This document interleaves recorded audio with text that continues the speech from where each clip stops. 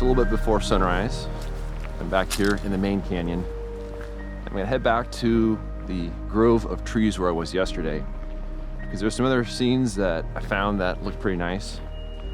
But also, there's gonna be a little bit of a change in the weather tomorrow and also the day after. So tomorrow, there's gonna be a chance of clouds, which kind of kills reflected light. Also with clouds comes wind, which blows leaves off. And the day after that, it's supposed to be overcast, which makes it really tough to shoot. So I figure, well, the conditions are still great. Leaves look good, the weather's good. I'm gonna expose quite a bit of film today and see what kind of subjects I can find.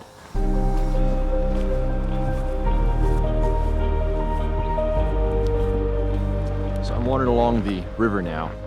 And I want to take a moment to talk about something that I think is an important driving force when it comes to photography.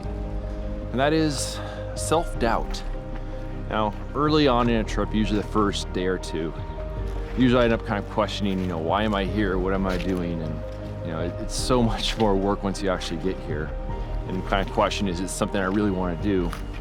But once I get going, once I start working for a little while, get out there, finding subjects, that kind of goes away. And I think it's important to harness that feeling of self-doubt and make it productive.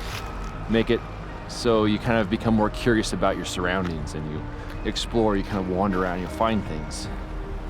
And I think that's one of the reasons also why when I go on these trips, usually it's a minimum of about a week or so, because it takes a day or two to kind of get over that and just kind of get in my element and kind of get out there and start working. Because I went on a trip earlier this year out to Enzabrego and then over to Death Valley. And I was just kind of out of it the whole time. And I think it was just because I didn't give myself enough time on that trip. And for me, I really need to have that week or so just to kind of think through the whole process and kind of be more productive. So if any of you guys are ever sort of feeling self-doubt when you go on a trip, harness that, use it for good.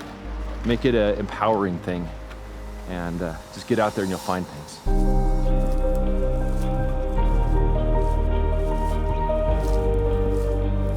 Now I'm heading over here a little further just to scout out some areas that I was checking out yesterday.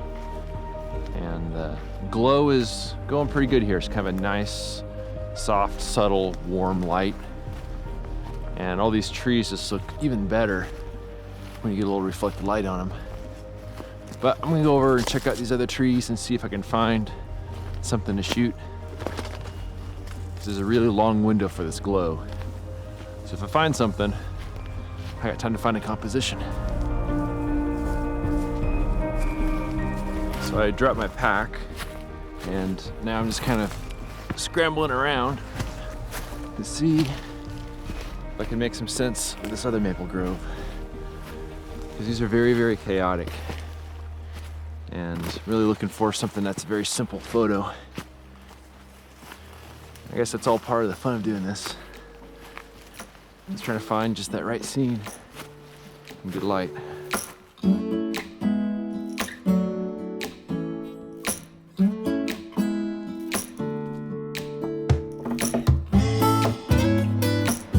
So after recording that last video, I came over to this big grove of these mature cottonwood trees, as you can kind of see back behind me here.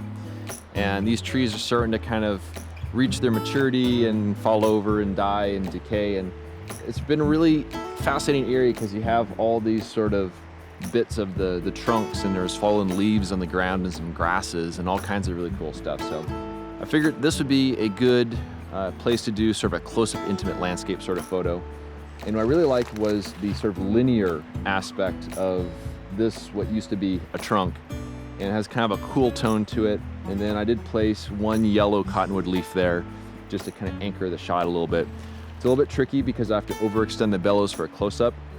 What makes it a little bit more tricky is that I forgot to bring my tape measure, which I use to measure the distance between the front and the rear standard. But thankfully, this camera does have a scale on it, so I was able to use that to figure out, because basically if you do a close-up shot, you have to kind of overextend those bellows, and when you do that, you have to add extra time.